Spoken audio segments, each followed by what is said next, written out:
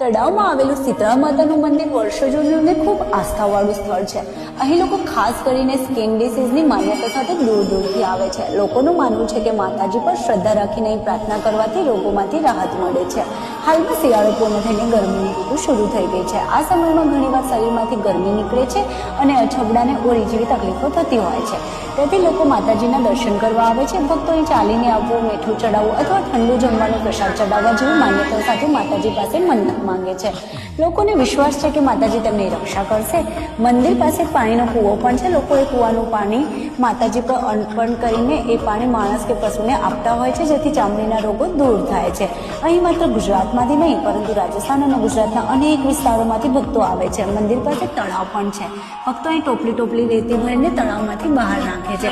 આ વિસ્તાર રણ પ્રદેશ હોવાથી પહેલા પાણી સંગ્રહની ખાસ વ્યવસ્થા ન હતી, પરંતુ લોકોની આસ્થા અને પ્રયત્નથી તળાવ ધીમે ધીમે ઊંડું બનતું ગયું અને આજે આ સ્થળ ભક્તિ અને વિશ્વાસનું સુંદર પ્રતીક બન્યું છે. તો પણ હું એઝ અ ડૉક્ટર કહીશ કે તમે માતાજી પર આસ્થા તો રાખી જ શકો છો, પણ જોડે જોડે તમારે કોઈ ડિસીઝ વધારે પ્રોબ્લેમ ક્રિએટ કરતી હોય તો ડૉક્ટરને પણ બતાવવી જરૂરી છે.